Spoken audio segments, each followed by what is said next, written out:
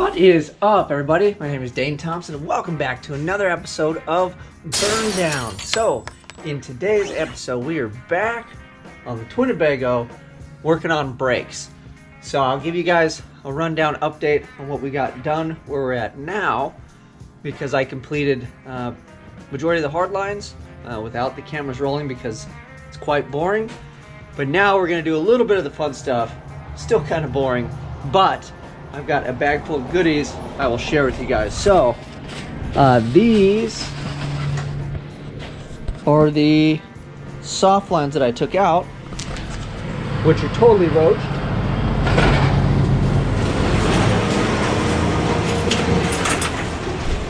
And these are the new fancy ones I got from G&J that are going to replace the roached out hard lines. So we'll have steel braided stainless lines for that. And then I've got the V-bang clamps that were roached out on my car. I stole these from the Twinnebago, so replacing those. I've got a proportioning valve courtesy of my buddy Reed, so thank you for that, Reed. And this is going in as a precaution just in case the rear brakes, the bias isn't where I want it. If I have it, I can use it. If I don't have it, I can't. So I'm going to cut it in. I may not even need it, but we're going to throw it in there just because I don't want to deal with it. And last but not least, the main attraction. This is a line lock or a roll control. So this is when you're sitting at the line, drag racing, for a manual application. Sometimes they have them so the brakes are applied so you can push the clutch in and pay attention to the light. And in an automatic configuration, typically you put this on the front brakes so it locks them up, you let off the pedal, the rear brakes are free to spin, and you can do big fat smoky burnouts is what we're trying to do with it. So we're gonna cut this in, cut that in. I gotta fix a couple things because we have some issues. I don't know if I have it on here, but no. Let me see. And aha. Here we go. This is the issue. These guys, I just got through telling my wife because I was working on it, pulling these out during the week in after hours. And like, man, I cracked all those. Usually brake lines give you a fit. Everything came out. As soon as I said that, I was like, oh, I shouldn't have told the universe that because it's going to get pissed. And sure enough, I ended up cutting this off. So now I have the rear two hard lines that go to where the soft lines are supposed to live. I cut it off, so we have to get underneath there and do some flares underneath the Twinnebago, which is like what I really didn't want to do. Granted, it's just a single 37 AN, so we should be decent. So that's it, long-winded intro. Here's a quick overview. We've got the hard lines there. I haven't really attached them permanently with like a dill clamp, so it goes back down underneath. Then it actually comes forward here and then forward over there to a AN bulkhead here and here, and then that should run from there to the wheel cylinder. So what I'd like to do real quick is try to get a little momentum, hopefully a little W. We'll plug this in and make sure that the length works and that this thing actually works, and these are both identical. So let's see if it plugs in. All right, G&J. Always killing it. All right, that boy's there. And this comes up to here. Ta-da! Then I'll go back to and tighten everything before I bleed stuff. There you go. That wheel's already cocked all the way one way. Obviously I know it's gonna go back the other way, so that is a W. I'll thread this one on, then we'll crawl underneath. It's probably hard to see, but here are the brackets A and B, and they go down to those dudes there, which I believe these are gonna work. And I have new bulkheads, and then these are the guys that I had to cut. So now I'm gonna try to cut this square, and then maybe we can bend this and hopefully we can just figure it out. So let me flare those, hopefully decent, and then figure out how to attach it to this and then run a little soft line jumper. I'm thinking this with a washer possibly, because that hole's pretty darn big. But let me mess with it. I'll bring you guys back whether or not we have victory. Okay, so I'm making the first flare now, and I've already realized that I forgot something else. So we're gonna be on trip number 3. Plus, since I'm making this, I figured I'd let you guys either revel in the victory, or we will roll around in pain and agony because the flare sucks, and we gotta cut it off and start again. It could split, it could not be even. Those are really the, or it could be really fancy, is what we're really hoping for. And it's still dripping brake fluid, so I'm trying not to get it in my eyes or my mouth. Put the light on this bad boy. See what we're working with. So this is seamed steel tubing, so if you over tighten it, it will split. So we look good on the seam. No split, and it has a flare. I'm calling that one a W. Woo! Alright.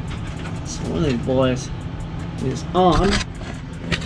So check that bad boy. So I'm good with that flare. I think it's gonna be fine. Now we just have this line here. And then see how it bends. I don't know. I'll see if I can kind of take the bend out. If not, we'll have to cut it back a little further.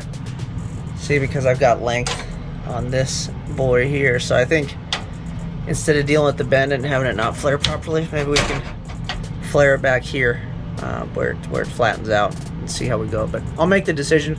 We'll flare that and I'll bring you back. And if that one works, we just have to figure out how to attach these to this piece or to this piece or somewhere.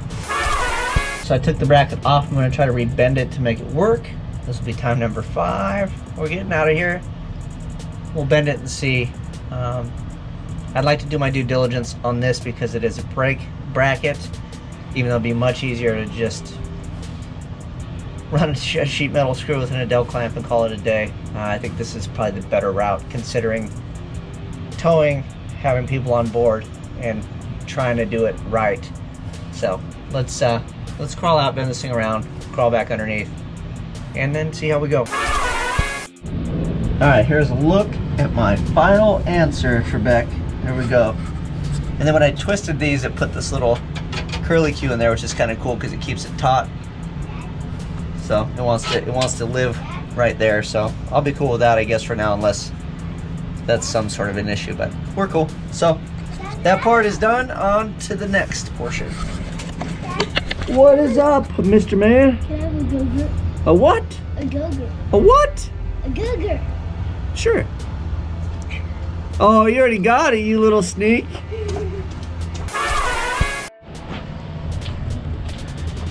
Okay, so yeah, it looks like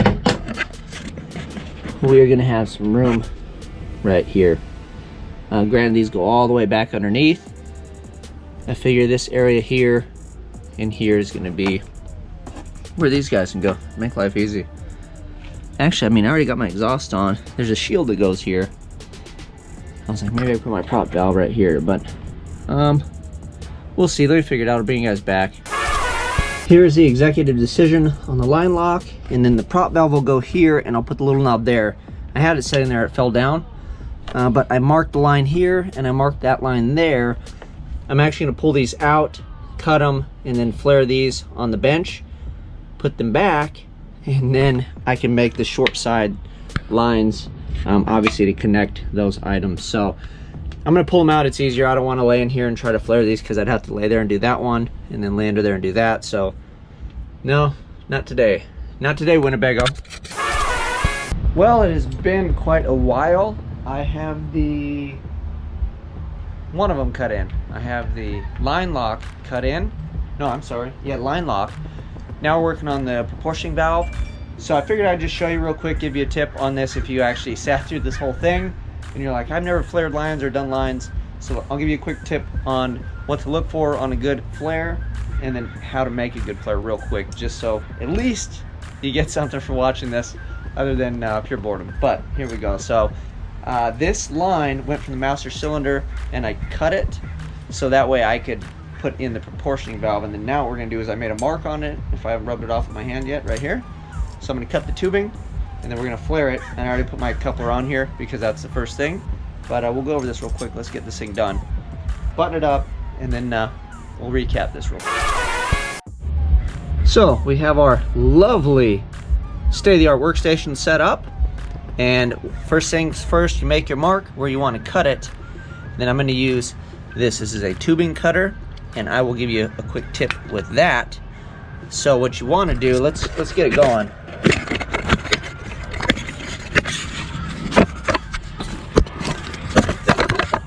All right, welcome to Tubing Class 101. So what you want to do is, there's a little wheel in here. You want to line that up with the mark, and you want to put that around the tubing, right? So put it in here. I'll show you. We'll line it up with my mark that I got. So it's just touching, right? So there we go. That wheel is on the line that I drew. Here's the trick to this, is you tighten it just a little bit. Like I already tightened it just a little bit. You snug it. You roll it around. See how there's no resistance really? And then turn it. See how much I just barely turned it? So there's a little resistance. We'll roll it around until the resistance goes away. We'll turn it just a little bit again. So what I'm doing by rolling it around until the resistance goes away and turning it just a little bit is I'm not crushing it in on itself. It's actually cutting it versus crushing it, because you could turn this a bunch, twist it around a few times and cut it off, and then it basically is going to fill the tube in, and then you got a lot more deburring to do. And the problem with that is you will fold the burr over in your flare, and it won't seal, and you'll be pissed off, and you'll wonder why, and you'll be like, I hate flaring tubing. And it's because you want to cut the tube real fast. And this also cuts it square, by the way. Should. You can screw anything up. Trust me, I've screwed pretty much everything up that you can screw up doing this. That's why I can actually do it somewhat successfully. So there you go. I'll wipe this off, and I want to show you if it'll zoom in on that. But there's not a big burr on that edge, and that's because we didn't really push hard with that. You know, if you twist, there's a lot of pressure when you cut it, and you look at this thing's going to have a big lip on the inside, and that's more than likely going to be an issue when you go to flare it. So now that we did that step, we get on to this one, which is deburring it. I just take a little flat file, and then especially on this stuff, you just want to hold it flat, and all I'm doing is getting rid of that little lip.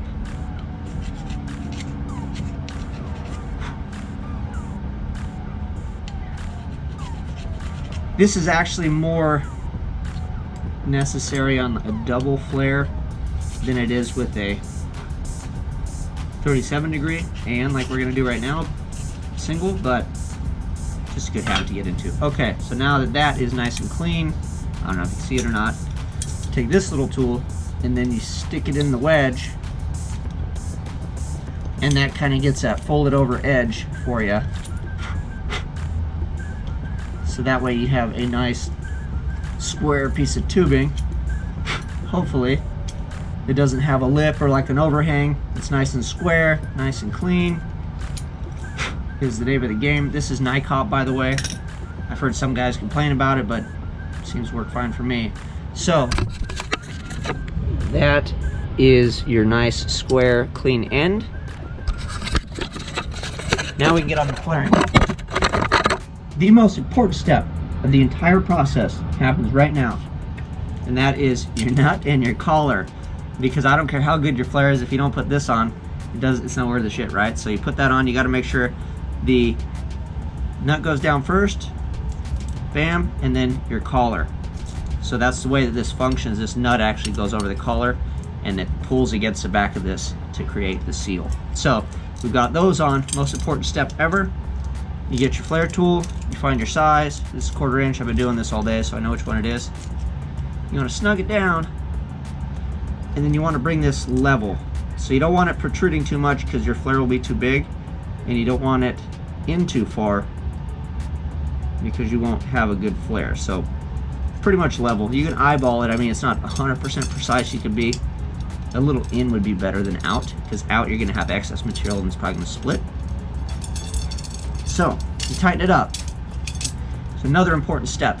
I don't have it with me, but I already have grease on here. I put a little spot of grease and I wheel it around to work it around the cone shape of this.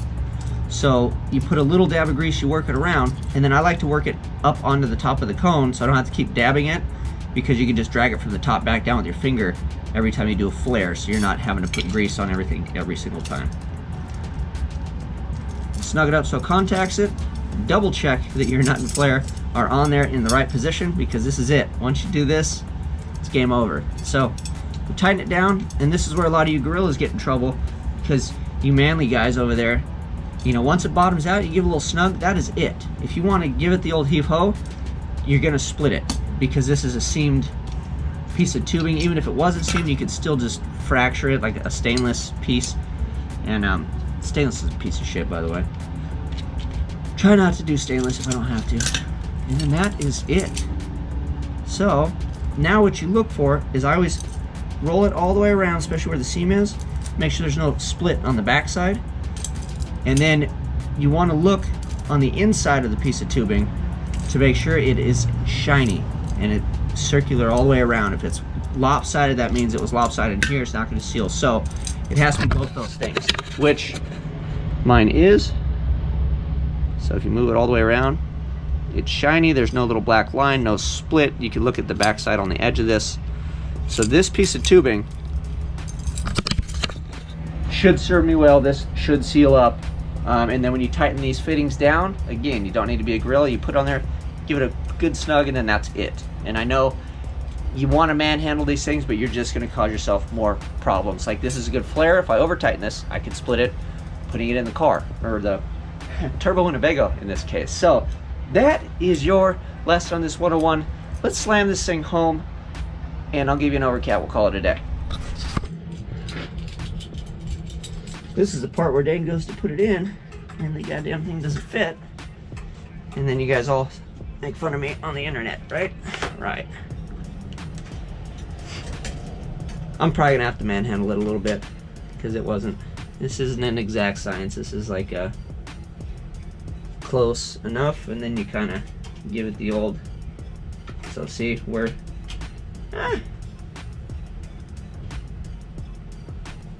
don't slack me up, son.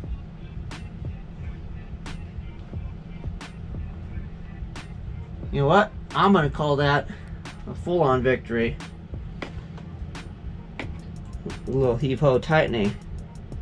I think that is gonna be awesome. So here we go. Those are my lines. Rear, front. You know, they go down, they do their deal, it clears here, everything's close, but it is what it is. Nobody's touching or rubbing, goes down. So what this will do, this will hold the front brakes, because this goes up to front. So this will hold pressure to the front brakes and release the pressure to the rear brakes when I let off the pedal. So hopefully that's gonna assist in our burnout attempt. The line, or the proportioning valve, is to adjust the rear bias, so when we're actually braking, trying to stop the behemoth, we've got more pressure to the front than we do to the rear. This kind of closes the rear off and feeds more pressure to the front brakes, because you kind of want a 60-40. I don't know, motorhome territory, but you know. So we've got our fancy stainless lines to our bulkheads. They go all the way back. We've got that block. We've got everything underneath pretty well buttoned up. I would show you, but I am so goddamn sick of crawling underneath this thing that you guys get the point. And I have a feeling that I will be back under there at some point, against my will and better judgment. So that is it. That is a wrap for today. Thank you guys for sticking around. At least I kind of broke it down and showed you, instead of just like, oh look, here's hard lines. So if you've never done hardline, you can shoot me questions. I've done all of it, aluminum, stainless. I do a lot of aluminum stuff. This is NICOP, steel, all of that stuff. So if you got questions on it, it's not that bad. I suggest that you get good tools. These are, what is this? Imperial. So get good tools. Don't go to the auto parts store and get your shitty one. You can go to like a refrigeration place, plumbing supply. I think even like Home Depot, Lowe's may have the better parts. So buy them. You'll pretty much buy it once, and you can make lines for everything. And then you're probably like, well, I'm only going to do this one. Yeah, right. You're collecting junk. You got all those crappy cars with the crappy clapped out lines. buy it, make hard lines, save yourself a ton of dough. That's the other thing too. You know, the braided and the soft line and all that stuff everybody likes to run for fuel lines and all that. That shit's for the birds, man. I get aluminum line at this point, I want to say for like a -8 or -10, I think is what I run, -8. It's like 80 cents or something. And then obviously you go smaller, it goes down from there. So the investment in the tools is a one-time deal, and then all your aluminum stuff. And yeah, and fittings are kind of pricey, but they're all reusable. I can cut every single fitting off of this thing if I had to remake something else. And with that being said, a lot of the fittings from this are from the fuel system that I had on the Malibu that I switched out from a -6 feed to a -8. So I got a whole bag of fittings. So they're more than one-time use. They're good for it. So anyway, long-winded rant. Go get in, flare your own stuff. You're gonna be a hero. Your project's gonna look better. You're probably gonna be able to grow a mullet at that point. You'll have some more friends. The ladies are gonna dig it. Who knows? We'll see. I'm out.